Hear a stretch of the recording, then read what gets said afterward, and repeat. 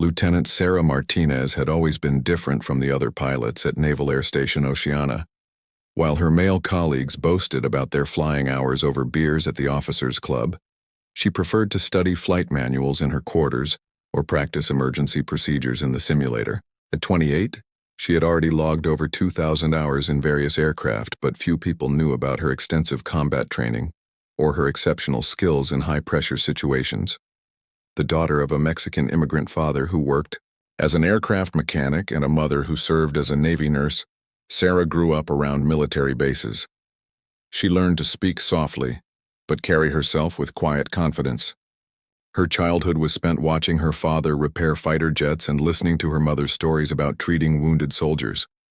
These experiences shaped her understanding that real heroism often happened without fanfare or recognition.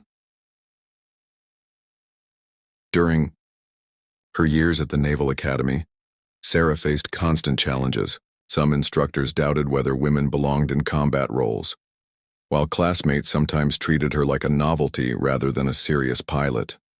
She responded by working twice as hard as everyone else, arriving early for every training session, and staying late to perfect her techniques. Her flight instructors were impressed by her natural ability to remain calm under extreme pressure and her uncanny ability to make split-second decisions that saved both aircraft and lives. After graduation, Sarah was assigned to a squadron that flew support missions rather than frontline combat. The assignment frustrated her because she knew she was capable of much more, but she never complained. Instead, she used every opportunity to expand her skills, volunteering for additional training programs and studying combat tactics in her spare time. Her squadron commander often relied on her to mentor newer pilots because of her patience and thorough understanding of flight operations. The base where Sarah served was known for its diverse mix of military personnel. Navy SEALs frequently used the facility for training exercises, and she had observed their rigorous preparation routines from a distance. She noticed how they worked as a team, how they planned every detail of their operations, and how they maintained their equipment with obsessive care. These observations influenced her own approach to flying, making her more methodical and thorough in her pre-flight preparations. Sarah's reputation among the ground crew was exceptional. The mechanics trusted her because she understood aircraft systems better than most pilots. She would often spend time with them, learning about engine performance and discussing potential modifications that could improve aircraft efficiency.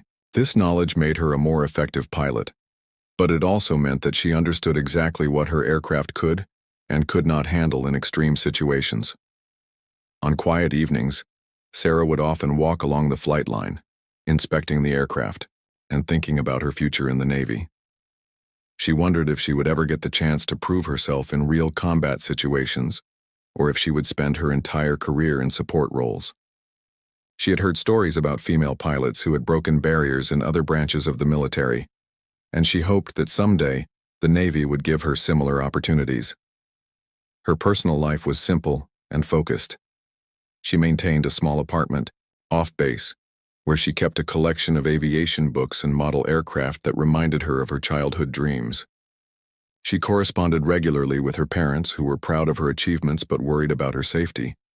Sarah rarely talked about the discrimination she faced or the extra challenges of being a woman in a male-dominated field, preferring to let her performance speak for itself. The morning that would change everything started like any other. Sarah completed her usual pre-dawn run around the base, followed by a careful review of the day's flight schedule. She noticed that several SEAL teams were conducting training exercises, but she paid little attention to the details. Her focus was on a routine patrol mission that seemed straightforward and uneventful.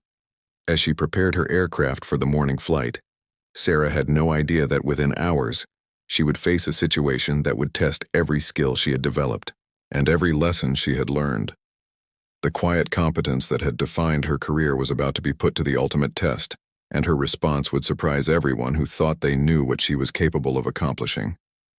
The emergency alarm shattered the peaceful morning atmosphere at 8:47 hours. Sarah was in the middle of her pre-flight inspection when the base-wide announcement crackled through the speakers, calling all available personnel to the main briefing room.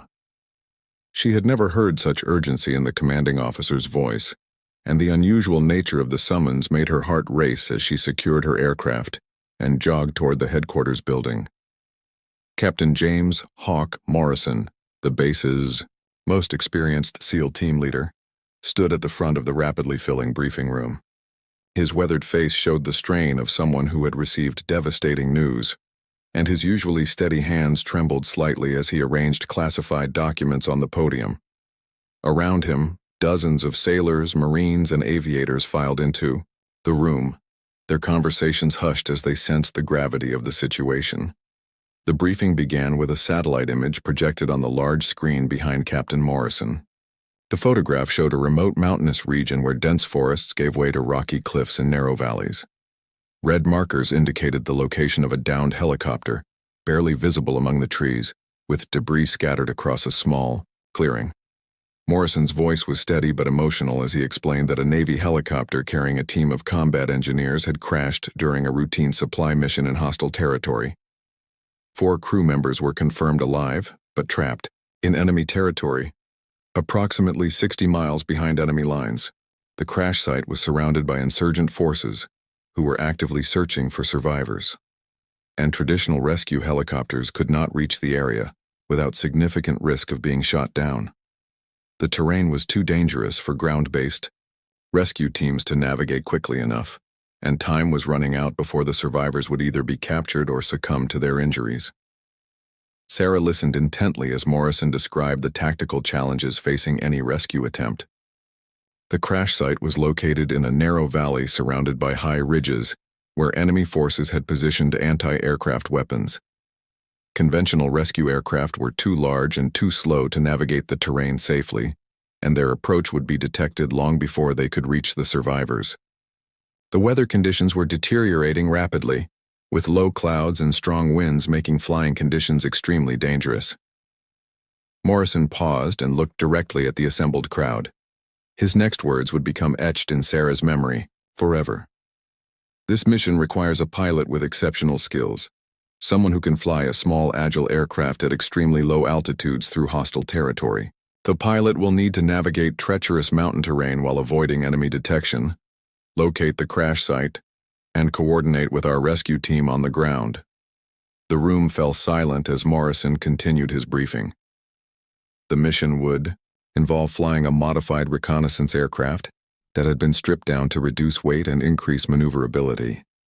The pilot would need to fly below radar coverage, using natural terrain features to avoid detection, while maintaining radio contact with both the rescue team and the trapped survivors. Success would require not just exceptional flying skills, but also extensive knowledge of combat tactics and emergency procedures. Sarah felt her pulse quicken as she realized the nature of what Morrison was describing. This was exactly the type of high-stakes, technically demanding mission that she had trained for throughout her career.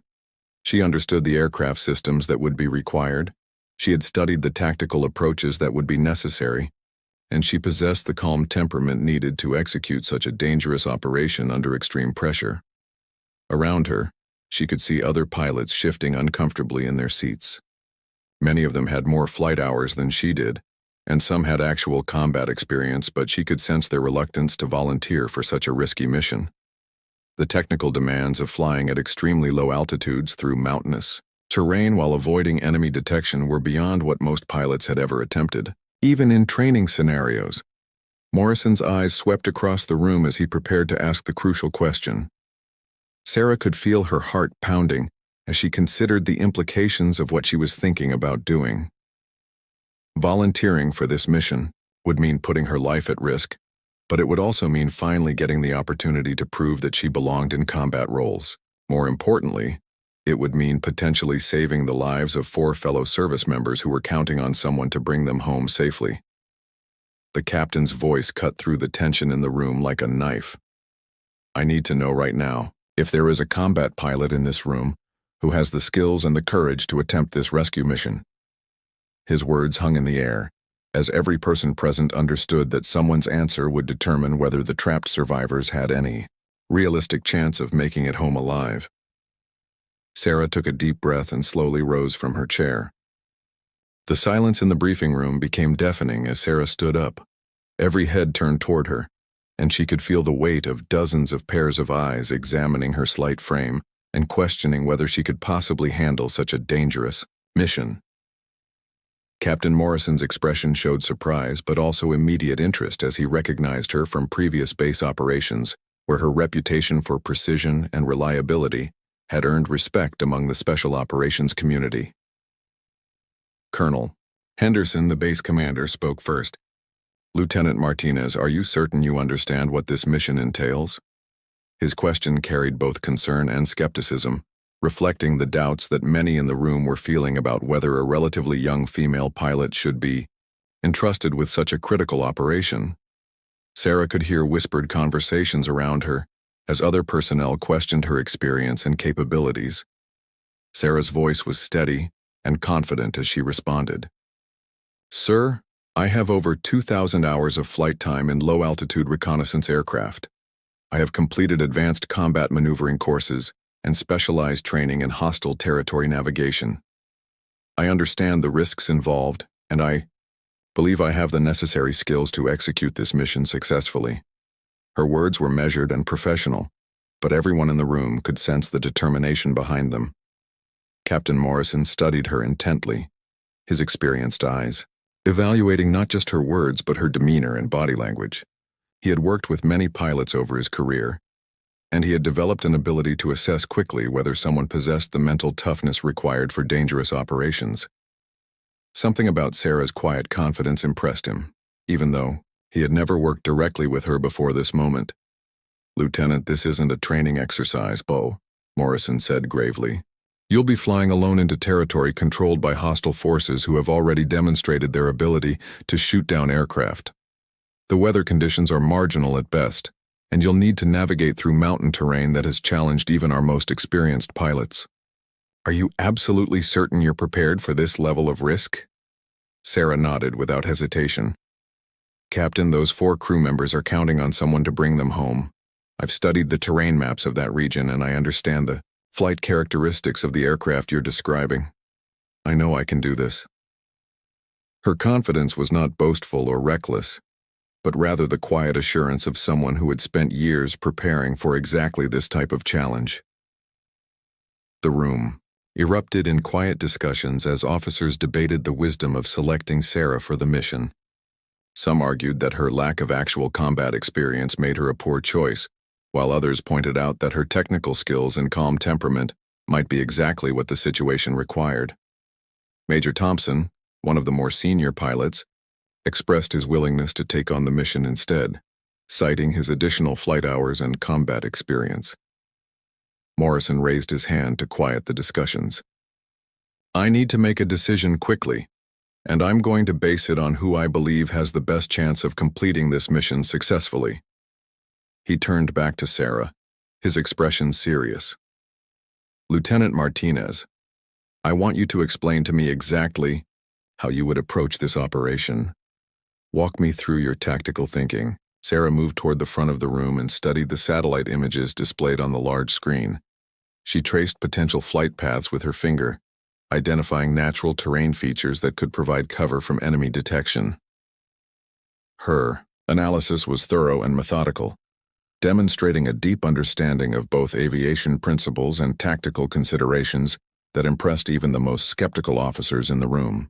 "I would approach from the northwest using this ridgeline to mask my approach," she explained, pointing to specific features on the map. "The prevailing winds will actually help with fuel efficiency, and this route avoids the known anti-aircraft positions that intelligence has identified. Once I reach this valley, I can use the tree cover to remain undetected while I locate the exact crash site and establish communication with the survivors." Morrison nodded approvingly as Sarah continued her briefing. She addressed potential contingencies, emergency procedures, and backup plans with the thoroughness of someone who had genuinely thought through every aspect of the operation. Her knowledge of aircraft systems and performance limitations was clearly extensive, and her understanding of combat tactics was more sophisticated than many officers had expected. "The key will be maintaining extremely low altitude while managing airspeed carefully through the mountain passes," Sarah continued. "I've flown similar terrain during training exercises, and I understand how to use air currents and thermal lift to maximize fuel efficiency while minimizing exposure time. The modified reconnaissance aircraft should have exactly the performance characteristics needed for this type of operation. As Sarah finished her tactical analysis, Morrison exchanged glances with Colonel Henderson and several other senior officers. Their expressions had shifted from skepticism to respect, as they realized that her approach to the mission was both intelligent and feasible. She had demonstrated not just flying skills, but also the strategic thinking necessary to succeed in such a complex operation. Morrison's decision was swift and decisive. "Lieutenant Martinez, you have the mission. We launch in 2 hours." The 2 hours before takeoff passed like a blur of intense preparation and final system checks. Sarah worked closely with the ground crew to ensure that every component of the modified reconnaissance aircraft was functioning perfectly. The plane had been stripped of non-essential equipment to reduce weight and increase fuel efficiency, while specialized navigation and communication systems had been installed to support the rescue mission.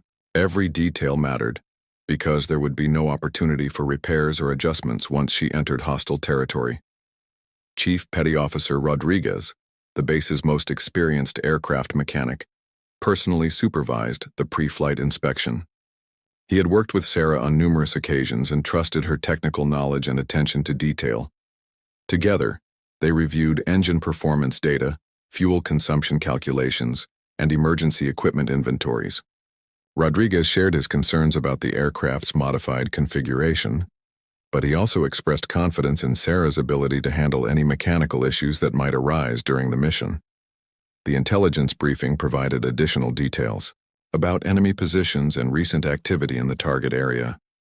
Sarah studied reconnaissance photographs and listened carefully to radio intercepts that revealed enemy patrol patterns and communication frequencies.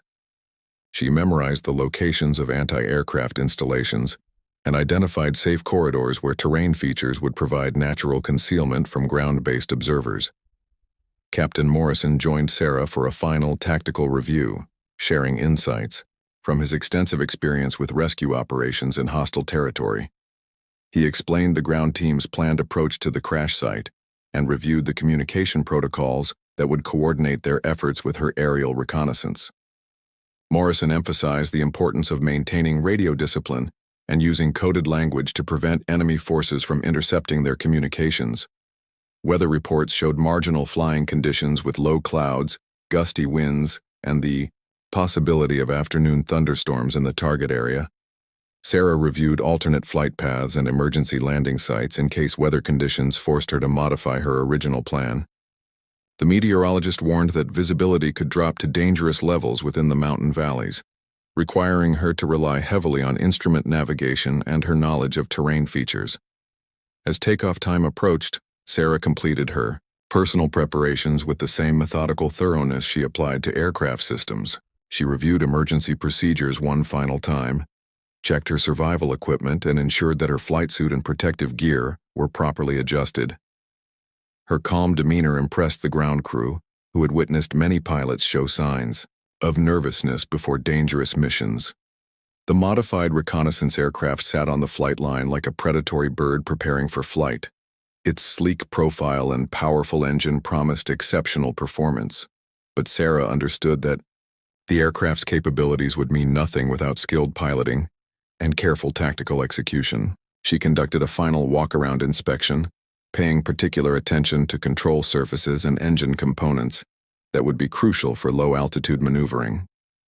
Colonel Henderson arrived at the flight line to offer his final encouragement and official authorization for the mission. His earlier skepticism had been replaced by genuine confidence in Sarah's abilities, and he wanted to ensure that she understood the full support of the base command structure.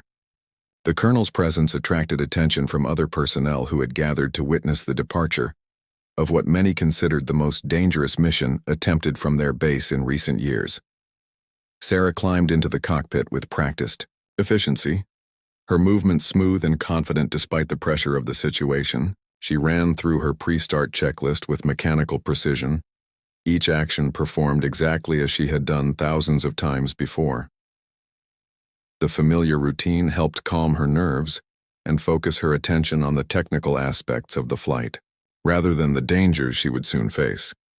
The engine startup sequence proceeded flawlessly, and Sarah felt the aircraft respond to her control inputs with the sensitivity she had hoped for.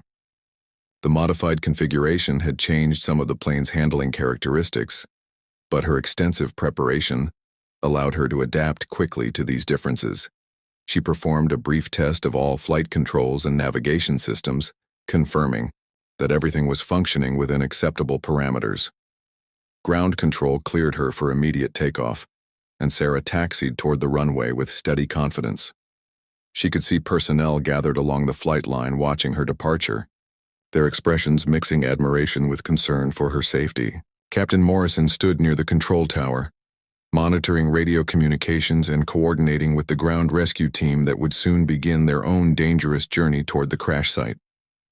As Sarah aligned the aircraft with the runway, centerline, she took a deep breath and focused her mind on the mission ahead. 4 people were counting on her skills and courage to bring them home safely, and she was determined not to let them down. The engine roared to full power as she released the brakes and began her takeoff roll, the aircraft accelerating rapidly. As it gathered speed for flight, the aircraft lifted off smoothly and climbed into the uncertain sky, carrying Sarah toward her destiny and the most challenging test of her flying career. The first 30 minutes of flight took Sarah through relatively safe airspace, but as she approached the hostile territory boundary, every aspect of the mission became exponentially more dangerous. She descended to extremely low altitude, skimming just above treetops and using natural terrain features to avoid detection by enemy radar systems.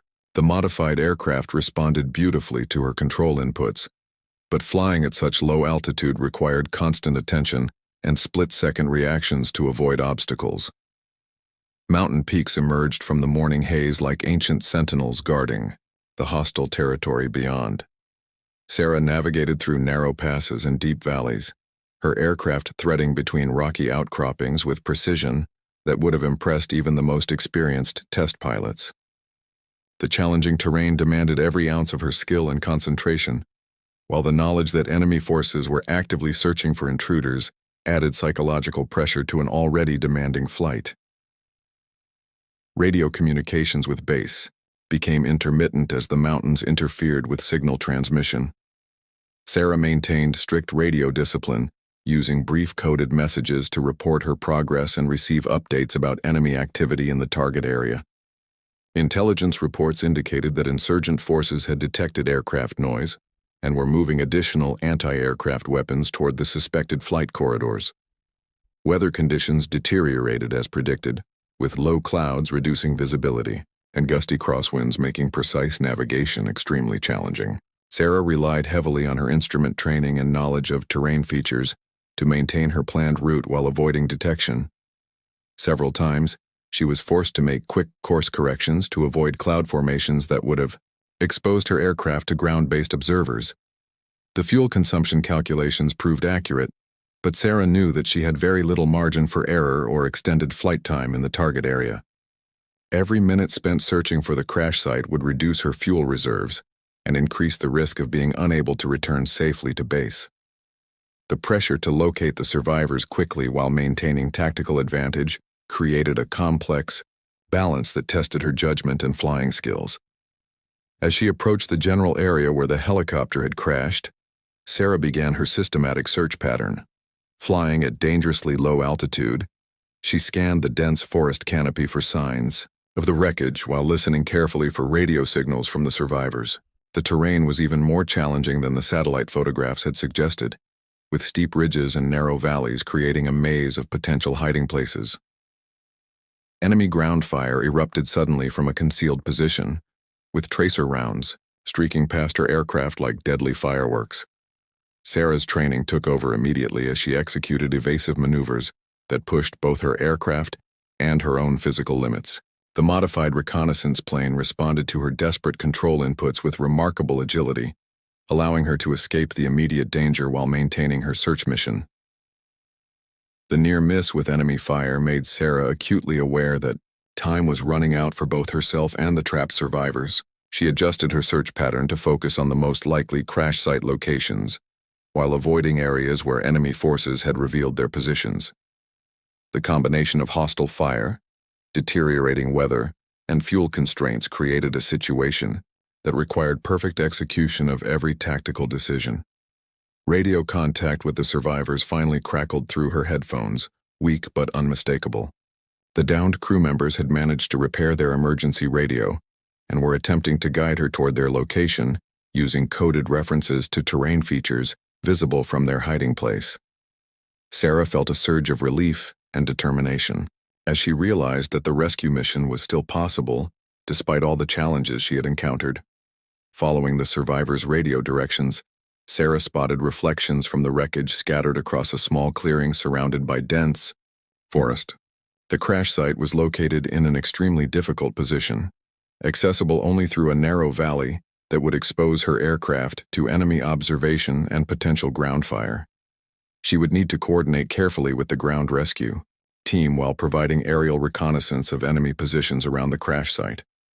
Sarah circled the area at minimum altitude, using her aircraft's advanced sensors to identify enemy positions and safe approach routes for the rescue team. She maintained constant radio communication with both the survivors and Captain Morrison's ground unit, providing critical intelligence that would determine the success or failure of the entire rescue operation. Despite the extreme danger and pressure, her voice remained calm and professional as she coordinated the complex tactical situation. The sound of approaching enemy helicopters forced Sarah to make an immediate decision about whether to engage the hostile aircraft or focus on protecting the rescue operation. Her training and instincts told her that the survival of the ground teams depended on her ability to provide accurate intelligence and tactical support, rather than engaging in aerial combat, for which her reconnaissance aircraft was not designed. With fuel running critically low and enemy forces closing in from multiple directions, Sarah faced the most crucial moments of the entire mission. Sarah's quick thinking and exceptional flying skills became the decisive factors in the rescue operation's success.